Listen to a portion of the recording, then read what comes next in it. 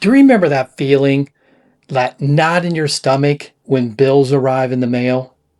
You've got that dread of like just checking your bank account. Is crushing debt just pulling you underwater and you're drowning? Here's the brutal truth that you need to hear. Every month you wait, interest is compounding. And that anchor that has you by the feet is pulling you deeper and deeper underwater. You just have to stop the craziness. So in the next 9 minutes, I'm going to show you 5 proven ways that help people like Sarah, who we're going to talk about in this video, get out of $47,000 worth of debt in 18 months. By the end of this video, I just want you to have a clear roadmap of how you too can get out of debt in the next 18 to 24 months. Now, if you stay to the end, the last one is really a game changer. It really is the key to all this. And then what I want you to do is just check out the link in the description. We've got a free, budget tracker that you can use. You can just download it and it's free. Okay, so let's look at Sarah. She's a teacher. She works in Ohio and she is $47,000 in debt. Now, like most people, Sarah just kind of blew off her bills. She kind of just ignored them saying, oh, the more I ignore it, maybe hopefully it'll go away. And that's not how bills or debt goes away if you just ignore it. So you can't do that. And Sarah fell into that trap. So she had $47,000 of credit card debt. And on top of that, she had, a car loan. And then she just had student loans. So all of that debt was sinking her because she got to make payments on that every month and she's paying interest. And the biggest problem she had is she just didn't know where her money went. If you ignore your problem, you're not going to know how to solve it or where's all your money going. Sarah decided to take control of her life. She decided to turn things around, and this is what she did.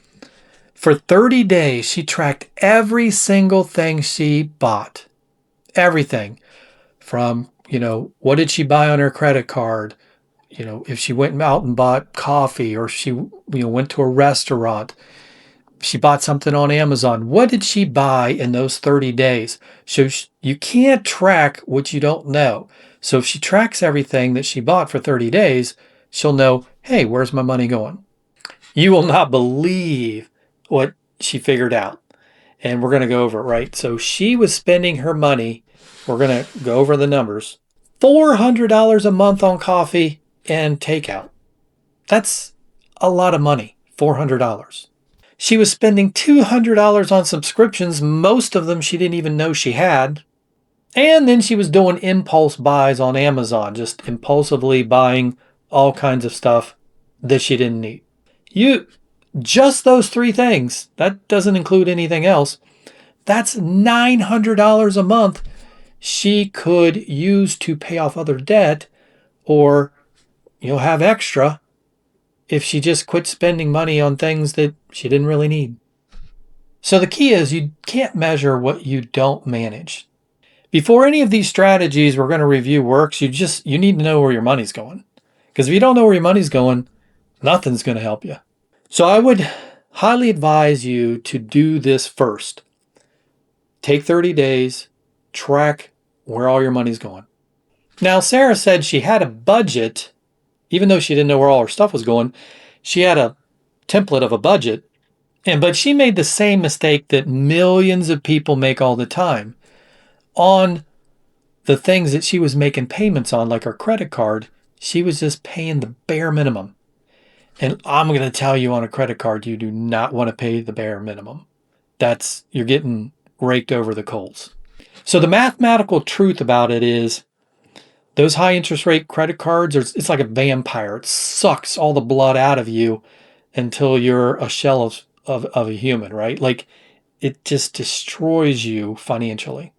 So what Sarah did is the technique, and this is our next thing that you need to do, is she did debt avalanche is the technique she used next.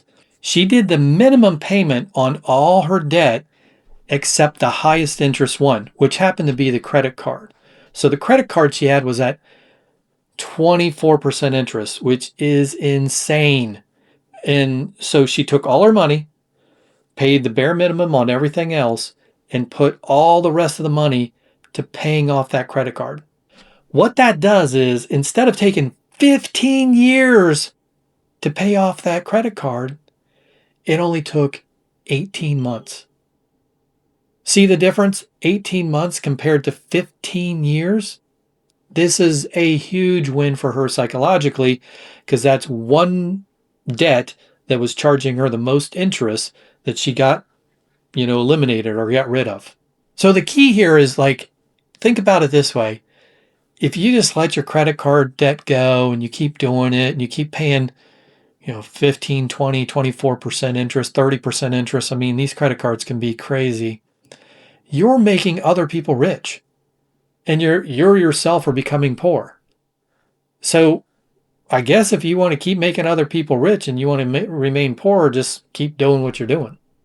So now the good thing is, she has done this a while, Sarah has, and she was crushing it, man, with the debt avalanche and then budgeting, or calculating how much money she was spending. But like most people, she kind of hit a wall. So there really wasn't enough money, even with all that, to really make it so she was living comfortably or doing well. Anything that come up, she was going to be in trouble, like a car repair. So in life, you can only cut expenses so much. So if you're not making enough money, what do you do? Okay, so what Sarah decided to do was she decided to do 10 hours a week on the side of just teaching English. And what that did is, it allows her to bring in extra income. It's a side hustle that she did to bring in the extra cash she needed. Now, that extra 10 hours a week was bringing her in an extra $800 a month. And that 800 could be used to pay down other debt, save some money for a rainy day, and build up her funds. So it wasn't about just getting the extra money. It was switching the mindset from victim to victor. So just instead of like accepting her situation, she decided to do something about it and change, her whole mentality on what she was doing. So if you're serious about getting rid of debt and being free from this debt, it really is a game changer. And it allows you to focus on things that are positive, and you will not believe how much more money you will find if you have that victor attitude and not a victim attitude. Okay, so next we're going to talk about if you fall into the trap of, like, everything seems to be going good and then you start creeping back into those spending habits.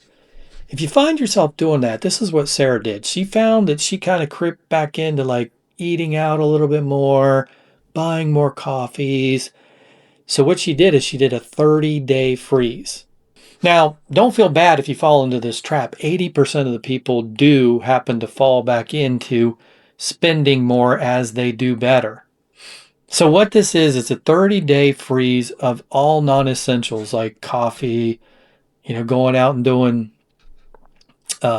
eating out with friends. Just 30-day freeze of anything extra. No spending on buying gifts, no buying clothes, no buying shoes, none of that. 30 days, you only spend money on bare essentials, living, expenses, or food, and such things that you need to exist. Car payments so you can keep your car. Everything else, you freeze 30 days. Now, just doing that freeze also saved her another $800. But more importantly, what it did is it makes it so that you realize you really didn't need all that stuff.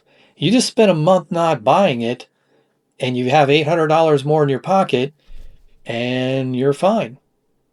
Yeah, is it great to go out to eat here and there? Is it great to buy coffees? Yeah, but make your coffee at home. Make food at home. It's so much cheaper. Until you really get yourself out of debt and get yourself in a good place, you cannot buy those extra things. You just can't. That's what put you in the situation in the first place. Now, remember, don't forget to check out our link in the description where we have that free budget tracker that you can use to manage your budget.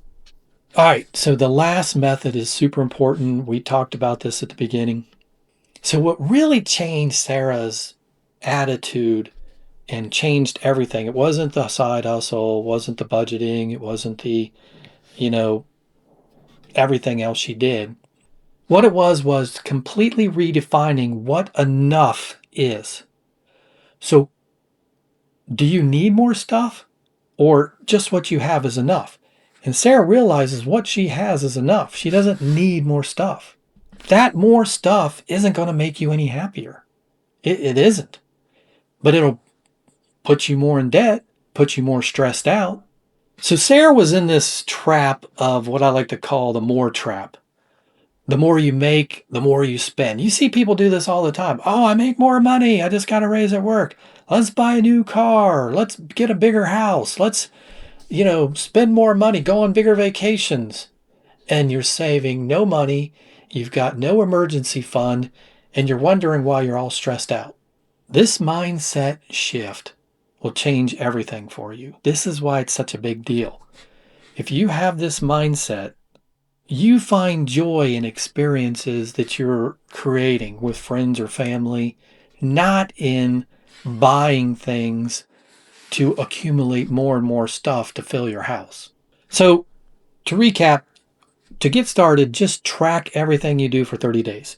Write it down, put it in a spreadsheet, whatever you do, just track it. You can use our budget tracker. It'll help you. You can find it in the description. If you can, in the comments, put which one of these resonated with you. Your freedom is it worth every effort you put in. I hope this video helped you out.